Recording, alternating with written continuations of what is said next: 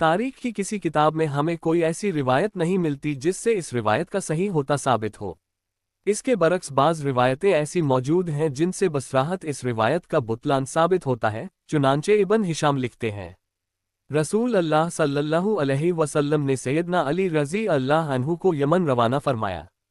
आपने खालिद बिन वलीद को भी लश्कर देकर रवाना किया और फरमाया, अगर तुम्हारी अली से मुलाकात हो जाए तो अली तुम्हारे अमीर होंगे। मुअल्लिफ अस्सीरत अल जलिया भी इस रिवायत को अपनी किताब में दर्ज करते हैं। इससे पता चलता है कि रसूल अल्लाह सल्लल्लाहु अलैहि वसल्लम ने दोनों को एक साथ यमन के लिए रवाना फरमाया था। यह नहीं मज़कूर कि सैयदना खालिद 6 माह तक यमन में मुकीम रहे, लेकिन उन्हें कामयाबी न हुई और आखिर उनकी जगह सैयदना अली रज़ी अल्लाह अन्हु को भेजा गया, जिन्हें खातिर ख्वाह कामयाबी नसीब हुई। गर्ज़े के तबरी की रिवायत अक्ल और तारीख दोनों के लिहाज से काबिल कबूल नहीं। रसूल अल्लाह सल्लल्लाहु अलैहि वसल्लम के ज़माने में सैयदना खालिद रज़ी अल्लाह अन्हु ने जो कारहाय नुमाया सरअंजाम दिए, उनसे मालूम हो चुका होगा कि रसूल अल्लाह सल्लल्लाहु अलैहि वसल्लम को आप पर किस दर्जा अतेमाद था। रसूल अल्लाह सल्लल्लाहु अलैहि वसल्लम ने न सिर्फ सैयदना खालिद को इनके आबाए अज़ाज़ व इकराम पर कायम रखा, बल्कि बिश्तर मौक़े पर मुक़द्दमतुल जैश का सालार भी मुकर्रर फरमाया। खिदमत के किसी मौके पर भी रसूल अल्लाह सल्लल्लाहु अलैहि वसल्लम ने सैयदना खालिद रज़ी अल्लाह अन्हु को फरामोश न किया। चुनांचे सैयदना खालिद खुद फरमाते हैं, जब से मैंने इस्लाम कबूल किया, रसूल अल्लाह सल्लल्लाहु अलैहि वसल्लम ने कभी मुझे अपने सहाबा से अलग न रखा। दूसरे सहाबा को खिदमत के जो मौके दिए गए मुझे भी दिए गए।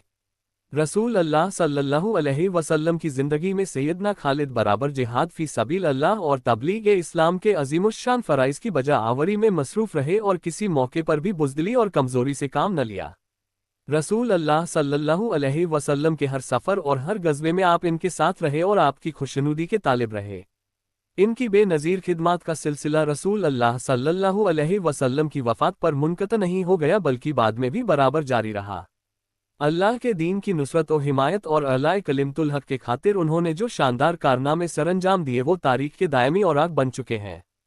इन्हें किसी सूरत फरामोश नहीं किया जा सकता।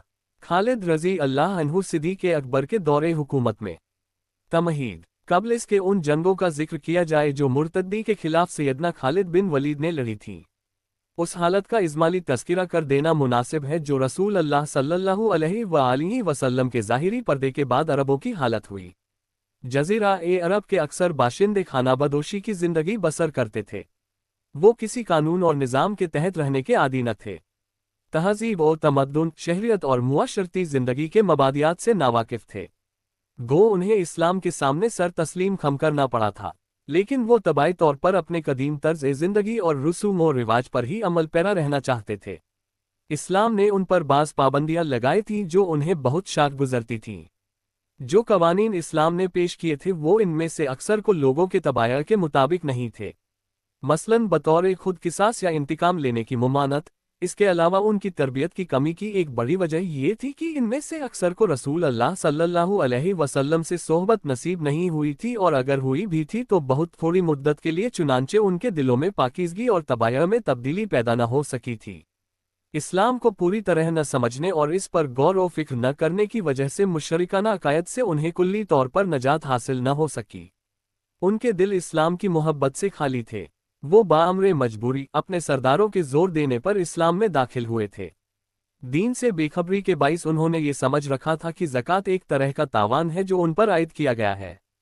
उन्हें ये पता न था कि ज़कात तावान नहीं बल्कि सदका है जो अमीरों से लेकर उन्हीं के हाजतमंद भाइयों में तकसीम कर दिया जाता है, ताकि दोनों तबकों के दरमियान ताउन की राह हमवार हो सके और मुआशरे में तवाज़ुन बरकरार रहे।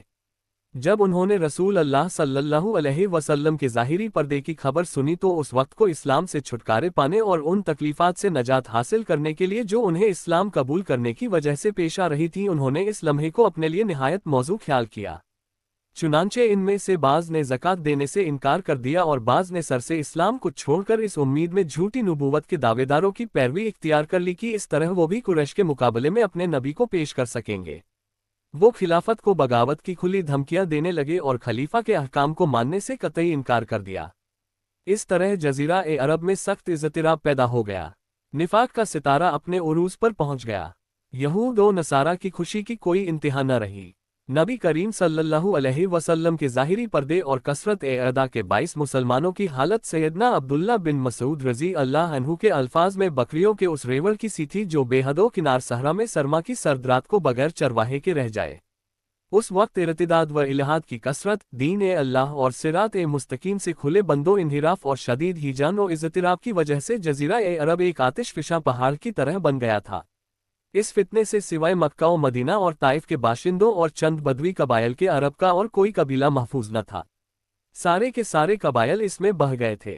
اس نازک صورت حال پر قابو پانے کے لیے جو رسول اللہ صلی اللہ علیہ وسلم کے ظاہری پردے کے بعد پیدا ہو گئی تھی، ایک پرعزم، نڈر اور کامل ایمان والے شخص کی ضرورت تھی جسے اللہ رب العالمین کی ذات پر پورا بھروسہ ہوتا اور جو اپنے بے نظیر عزم و تدبر اور لاسانی ہمت و فراست کی بدولت مرتدی کا کلر کما کر سکتا۔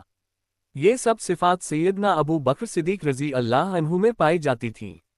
رسول اللہ صلی اللہ علیہ وسلم کی وفات پر جب صحابہ مارے غم کے دیوانے ہو چکے تھے اور سیدنا عمر رضی اللہ عنہ جیسا شخص تلوار کھینچے یہ کہہ رہا تھا کہ جو شخص یہ کہے گا رسول اللہ صلی اللہ علیہ وسلم فوت ہو گئے ہیں میں تلوار سے اس کی گردن اڑا دوں گا، یہ سیدنا ابو بکر صدیق رضی اللہ عنہ ہی کی شخصیت تھی کہ جس نے مسلمانوں کو سنبھال دیا، اور جب سارا عرب ارتداد کی بھڑکتی ہوئی آگ میں جل رہا تھا آپ نے مرتدی کے مقابلے میں جو مدبرانہ کارروائی کا فیصلہ فرمایا اور جس بے نظیر لیاقت کے پورے ملک کو اس تباہ کن فتنے سے نجات دلائے اس نے روز روشن کی طرح ثابت کر دیا کہ اس وقت صرف آپ ہی کی ذات والا صفات خلافت کے بارے گراں کو اٹھانے اور اسے سنبھالنے کے قابل تھی۔ 2. رسول اللہ صلی اللہ علیہ وسلم کی وفات کا المناک حادثہ اور نہ ہی قبائل عرب کی روز افزوں بغاوت کی پریشان کن خبریں سیدنا صدیق کے مضبوط عزم و ارادے اور ایمان کو متزلزل کر سکیں۔ فتنوں اور تشویشناک واقعات کے دوران آپ نے اسامہ بن زید رضی اللہ عنہ کے لشکر کو جسے رسول اللہ صلی اللہ علیہ وسلم نے اپنے مرض الموت میں شام کی جانب رومیوں کے مقابلے کو بھیجا تھا اور جو نبی صلی اللہ علیہ وسلم کی بیماری کی وجہ سے ابھی مدینہ ہی میں رکا ہوا تھا، روانہ ہونے کا حکم دیا۔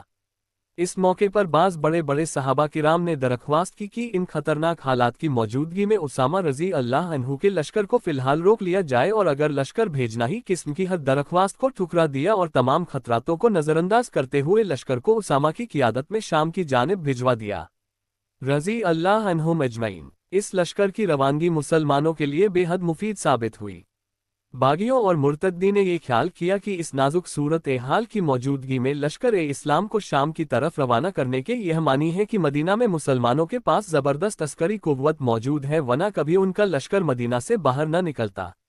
اس خیال کا اثر یہ ہوا کہ باغیوں اور مرتدی کے حوصلے پست ہو گئے اور وہ یہ سوچنے لگے کہ آیا اس موقع پر مدینہ پر حملہ کرنا اپنی شکست مول لینا تو نہ ہوگا۔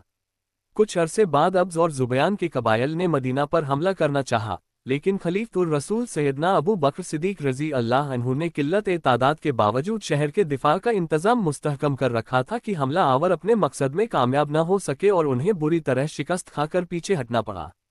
اسی دوران اسامہ کا لشکر بھی فتح یاب ہو کر شام سے واپس مدینہ پہنچ گیا۔ سیدنا صدیق نے اسے کچھ آرام کرنے کا موقع دیا۔ اس کے بعد آپ نے متعدد علم تیار کیے، پھر باغیوں اور مرتدی کو مطیع کرنے اور انہیں راہ راست پر لانے کے لیے چاروں طرف لشکروں کی روانگی شروع کر دی۔ لشکروں کی روانگی سے پہلے آپ نے باغیوں اور مرتدی کے لیے ایک فرمان لکھا اور اس کی متعدد نقلیں کر کے قاصدوں کے ذریعے ہر مرتد قبیلے کی طرف بھیجی اور قاصدوں کو ہدایت کر دی کہ قبیلے میں جا کر لوگوں کے مجمع میں یہ فرمان سب کو سنا دیا جائے تاکہ ان پر اتمام حجت ہو جائے، اور قبل اس کے کہ لشکر اسلام پہنچ کر انہیں تباہ و برباد کر دے ان کو اپنی اصلاح کرنے اور راہ راست پر آنے کا موقع مل جائے۔ 11 علم تیار کیے گئے تھے اور ہر علم ایک ایک سردار کے سپرد کیا گیا تھا۔ ہر ایک سردار کے ساتھ فوج کا ایک ایک دستہ تھا۔ ان سرداروں کو روانگی کے وقت ایک ایک فرمان ایک ہی مضمون کا لکھ کر دیا گیا۔ تمام سردار ذوالقصہ سے جو نجد کی جانب مدینہ سے ایک منزل کے فاصلے پر واقع ہے، اپنی اپنی فوج کو لے کر اپنی اپنی منزل مقصود کو روانہ ہو گئے۔ ذیل میں ہر سردار اور اس کی منزل مقصود کی تفصیل درج کی جاتی ہے۔ خالد بن ولید، آپ کو حکم دیا گیا کہ سب سے پہلے بزاخہ جا کر طلحہ بن خویلد ازدی سے جنگ کریں اور جب وہاں سے فارغ ہو جائیں تو بتاح جا کر مالک بن نویرہ کی سرکوبی کریں۔ اکرمہ بن ابی جہل، انہیں مسیلمہ کذاب کی سرکوبی کے لیے روانہ کیا گیا۔ شرحبیل بن حسنہ، انہیں اکرمہ کے پیچھے ان کی مدد کے لیے روانہ کیا گیا، اور حکم دیا گیا کہ جب مسیلمہ کذاب سے فراغت حاصل ہو جائے تو وہ حضرموت جا کر بنو کندہ پر حملہ کرے۔ मुहाजिर बिन अबी उमैया, इन्हें असवद एनसी की सरकूबी के लिए सना रवाना किया गया। हुज़ैफा बिन मुहसिन, इन्हें ओमान जाकर दिया कर मगलूब करने का हुक्म दिया गया। अरफजा बिन हरसमा, इन्हें अहले महरा की सरकूबी के लिए भेजा गया। हुज़ैफा और अरफजा को ये हुक्म भी दिया गया कि दोनों साथ साथ रहें, जब ओमान में रहें तो हुज़ैफा अमीर होंगे और अरफजा उनके मातहत, और जब महरा में हो तो अरफजा अमीर होंगे और हुज़ैफा मातहत। सुवैद बिन मुकर्रिन, इन्हें यमन जाकर अहल तिहामा से जंग करने का हुक्म दिया गया। जारी है।